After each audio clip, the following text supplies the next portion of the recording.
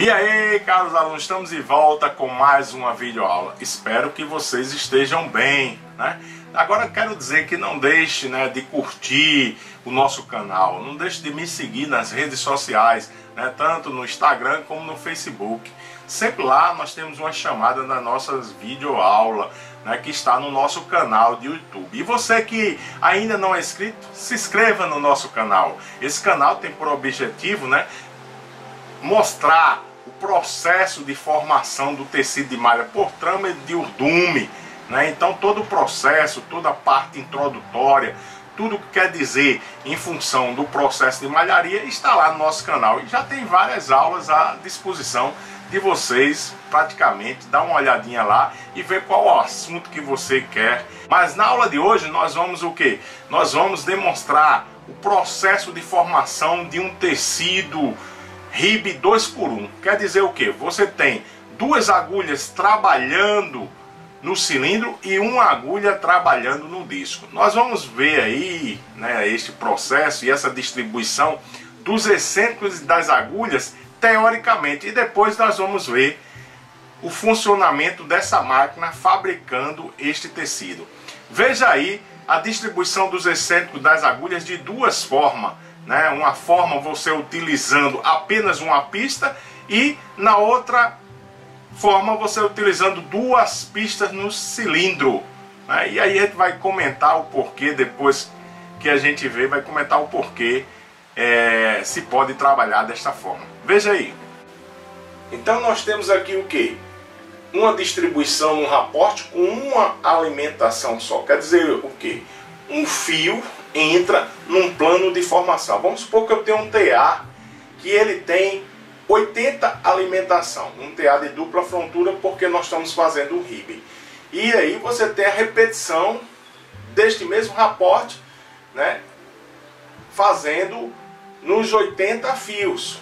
Então vamos analisar aqui. Eu tenho uma alimentação onde eu tenho duas agulhas trabalhando no cilindro e uma agulha trabalhando no disco. Como é que eu faço essa distribuição? Essa distribuição é feita de uma maneira. Claro, tem uma alimentação, preciso de uma pista no disco e uma pista no cilindro. Todas elas fazendo malha. Com isso você tem o que? A distribuição das agulhas agora na pista do cilindro. Quantas agulhas trabalham no cilindro? Duas. Então eu coloco duas agulhas. E quantas agulhas trabalham no disco? Uma agulha. Então eu tenho aí um RIB 2x1. Desta forma, você faz a distribuição dos excêntricos e das agulhas de acordo com o raporte. Vamos a outro exemplo agora, mostrando se eu tivesse aqui a segunda alimentação e pudesse utilizar duas pistas no cilindro. Como é que ficaria essa distribuição?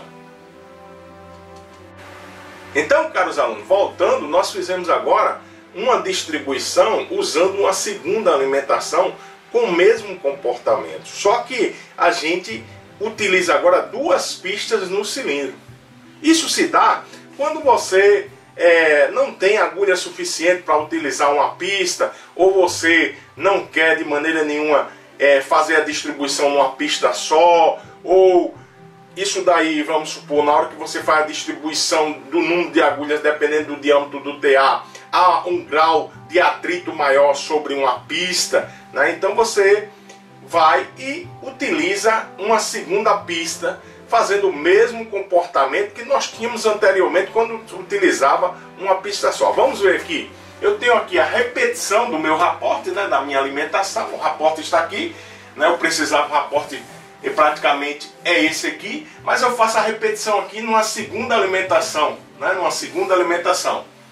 Fazendo a repetição nessa segunda alimentação, eu utilizo o quê?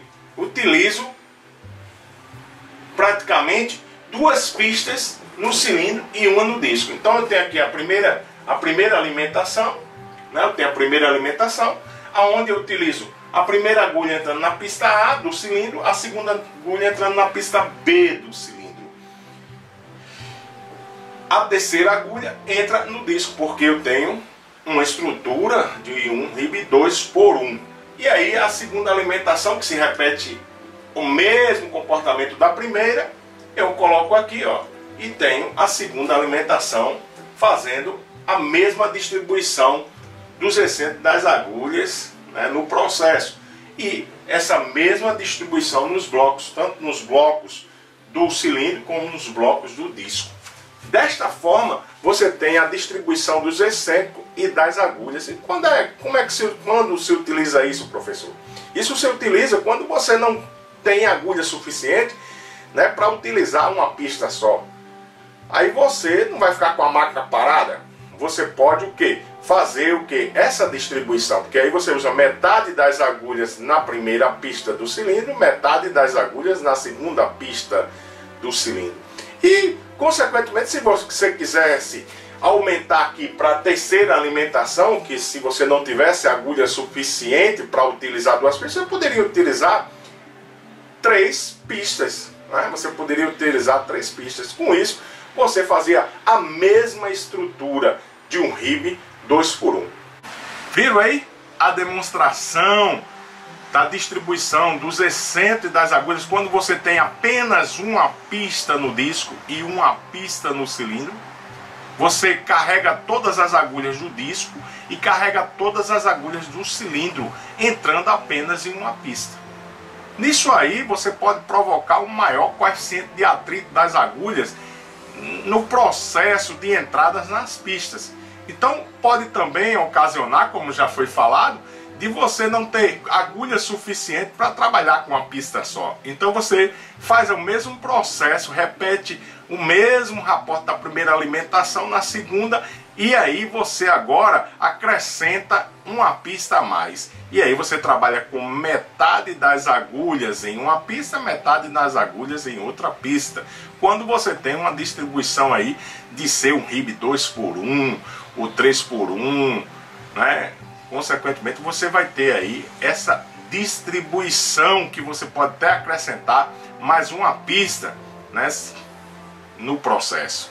Então viram, né, aí toda a distribuição, né, das agulhas em função das entradas na pista. Vamos ver agora na máquina, né? Vamos ver na nossa máquina como é que vai ficar. Olha, se você tem na máquina, você tem o bloco, né, esse bloco aqui, aonde você tem o que? Os excêntricos. E você tem nesse bloco 2 pistas. Você tem a pista A e a pista B. Do jeito que a gente viu lá, a gente viu a entrada das agulhas na pista A, entrada das agulhas na pista B do cilindro. Então isso aqui é o bloco dos excêntricos e das agulhas de uma máquina de dupla frontura do cilindro. Consequentemente, você precisa o quê? Ter o bloco, né, do disco. Então esse aqui é o bloco do disco. Esse bloco do disco ele também pode ter 2 pistas. No nosso exemplo nós utilizamos apenas uma pista no disco. Por quê? Porque só tinha uma agulha. Era uma criação de uma estrutura 2x1. Então a gente utilizou apenas uma pista. Então isso aqui fica consequentemente a 90 graus, né? E se chama dupla frontura por quê? Porque você tem agora que trabalhar com 2 agulhas. Você trabalha a agulha distribuindo no cilindro, agulha distribuindo no disco. Então, nesse processo você tem a criação de uma estrutura RIB, que você pode ter várias estruturas. Você pode ter um RIB, onde você tem 2 agulhas no cilindro, 2 no disco, 3 agulhas no cilindro, 3 no disco, 4 agulhas no cilindro, 4 no disco. Você pode ter essa parte de derivação do RIB, 2 agulhas no cilindro, 1 no disco, 3 agulhas no cilindro, 1 no disco, 4 agulhas no cilindro, 1 no disco, ou 3 agulhas no cilindro, 2 no disco, e assim sucessivamente você tem estrutura. Mas vamos ver na nossa máquina aí, né, a distribuição e da formação do tecido, né, na distribuição dos excêntricos, em função de nós termos o nosso exemplo, 2 agulhas no cilindro e 1 no disco. Veja aí o processo de fabricação do tecido.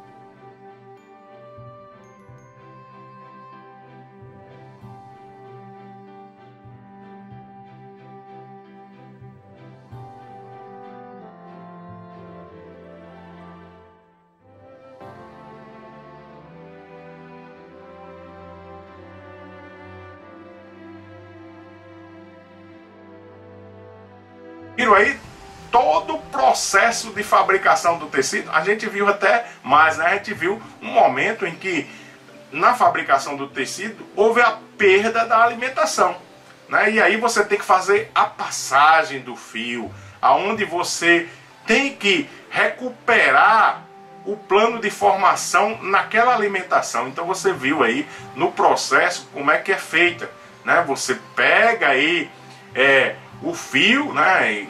O fio é mandado, né, por cima entre o cilindro e a agulha, você faz a passagem em relação por trás ali, em relação às agulhas do disco, e assim você sucessivamente você vai passando de quantos fios você perdeu. E aí na primeira passada você vai com a velocidade lenta ou manualmente, e depois que as agulhas pegam esse fio e faz o tricotamento, você volta à velocidade normal da máquina. Então aí você tem o processo de fabricação, né, do tecido RIB 2x1.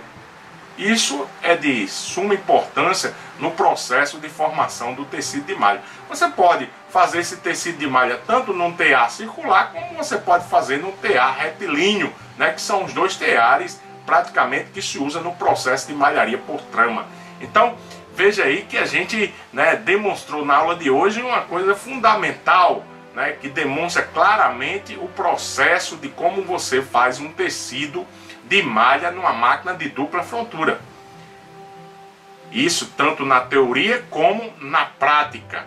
Então eu quero agradecer, né, a atenção de vocês nesses minutinhos aí aprendendo este processo, né, e convocando vocês aí a seguir o nosso canal, né, no YouTube, a divulgar, a falar aos seus amigos, né, aqueles que trabalham na área, aqueles que não trabalham, aqueles que fazem o curso de tecnologia têxtil, aqueles que fazem o curso de engenharia, aqueles que fazem qualquer curso, mesmo que seja um curso de aperfeiçoamento no processo de malharia. Então ficamos aí com a aula de hoje, né? E agradecemos a você, e não deixe de deixar o seu like, né? Não deixe de curtir aí, né? Pode fazer seus comentários, pode fazer suas perguntas, eu tenho aí o prazer de responder. Um forte abraço, né, para todos vocês neste momento tão difícil, no momento de pandemia, no momento em que nós estamos nesta aula, né, remota, mas não deixando de demonstrar o processo prático, né, da formação do tecido de malha por trama. Chegamos agora àquele momento especial, né, aquele momento que muita gente às vezes espera, um momento da reflexão, um momento em que nós tiramos um tempinho aí, 2, 3, 4 minutos, para falar do amor de Jesus, né? Da palavra de Deus, esta palavra poderosa, esta palavra transformadora, esta palavra que vem para nos preencher num momento tão difícil. E eu quero me basear na palavra de hoje, aonde? Quero me basear apenas em um versículo lá em João capítulo 3, versículo 16, que diz assim: porque Deus amou o mundo de uma tal maneira que deu o seu Filho unigênito, para que todo aquele que nele crê não pereça, mas tenha vida eterna. Olha, meu amigo, vamos refletir um pouco. Às vezes as pessoas perguntam por que está acontecendo isso com a humanidade. Mas isso não é de hoje. Muitas coisas, se a gente lê a história, a gente vai ver que o povo de Israel passaram por muitas lutas, passaram por deserto, foi 40 anos no deserto, né? Uma cidade, como se diz, que o Senhor prometeu a Canaã, prometeu ao povo, ao pós sair do Egito, mas eles por desobediência passaram o quê? 40 anos. Eles preferiram às vezes olhar para as coisas materiais, a prática do pecado, né? Quando Moisés subiu, né, o monte Sinai e foi buscar as 10 leis, né, o povo aí, por ele demorar um pouco, aconteceu que o povo construiu um ídolo, né, um bezerro de ouro, e começaram a adorar este bezerro como se fosse um deus. E não é desta forma. E aí o povo pagou um preço muito caro. Apesar de ver todas as maravilhas que o Senhor fez, foram 10 pragas no Egito que o povo de Deus presenciou. Mas mesmo assim, né, não foi suficiente para este povo permanecer firme. Precisou aí, né, passar por muitas lutas, passar por um deserto, ao qual, se a gente for ler a palavra de Deus, vai ver que Moisés não teve nem o privilégio de entrar na terra prometida, pela desobediência, né, do povo que o deixou um pouco agitado, e aí ele, no lugar de apenas tocar a pedra, ele bateu na pedra e foi penalizado por isso. Mas eu quero te dizer que na palavra de Deus, quando diz que o Senhor Jesus, né, ele veio para nos dar vida e vida com abundância, e na palavra praticamente dita, Deus amou o mundo, Deus ama o mundo, mas aborrece uma coisa chamada pecado. Ele tem abuso do pecado, ele não suporta o pecado. Por isso que quando Adão pecou, ele foi expulso do paraíso. Com o Senhor Deus não tem arrumado. Pecou, está no erro. Tem que se humilhar, tem que buscar a ele e pedir perdão. Mas mesmo assim Deus amou este mundo. Mandou o seu único filho, o único filho que ele tinha, para morrer na cruz do Calvário, para nos dar a certeza de vida eterna. Olha aí que coisa maravilhosa. Imagine aí quantas pessoas perderam os seus entes queridos, né? Quantas pessoas neste momento, né, estão chorando, né, estão sentindo. Mas Deus é um Deus poderoso. Ele é um Deus que conforta. Então que Deus venha confortar esses corações aflitos. Mas imagine agora, se coloque na situação do próprio Deus, vendo o seu filho que saiu do trono, saiu do céu, veio a esta terra, sofreu, foi humilhado, massacrado, foi espancado, levado à morte de cruz, aonde consumiu a última gota de sangue. Mas ele tinha um ideal. Ele tinha um ideal de morrer na cruz do Calvário, resgatar o povo e dar a certeza de salvação. Por isso que a palavra de Deus diz que o Senhor veio para que eram os seus, e os seus não receberam, mas todo aquele que recebe, dê-lhe o poder de ser feito filho de Deus. Olha aí que coisa maravilhosa, você ser filho do próprio Deus, não só Jesus agora, mas nós que temos a Cristo e aceitamos a Ele como Salvador, temos agora a certeza de vida eterna e a certeza maior, que temos um Pai maior, que é este Deus poderoso. Então que Deus nos abençoe, que Deus venha suprir todas as nossas necessidades. E essa palavra fica para vocês aí. Olha, só Jesus, Ele é o caminho, a verdade e a vida. E ninguém vai a Deus por outro caminho a não ser esse. O caminho da salvação é Cristo. Que você possa futuramente ou hoje mesmo ter um encontro com Jesus, porque é só você colocar o joelho no chão e dizer a Ele: olha, Senhor Jesus, eu quero te aceitar como único e suficiente Salvador da minha vida, para que eu possa ter a certeza de morar no céu. Então que Deus nos abençoe, fique aí na paz do Senhor Jesus, que Deus chegue com providência na sua casa e que este mal, né, não venha de maneira nenhuma abalar a sua família. Então a vocês, meus queridos alunos, eu desejo isso. Aos amigos que estão me ouvindo também eu desejo isso, né, que Deus tenha misericórdia do Brasil, que Deus tenha misericórdia do mundo e que haja momentos melhores e momentos de prosperidade. Fique na paz do Senhor Jesus. Um forte abraço deste professor da Universidade Federal do Rio Grande do Norte, Marcos Aquino. Me acompanhe nas redes sociais, sempre vai ter uma palavra de Deus para você. Abraço!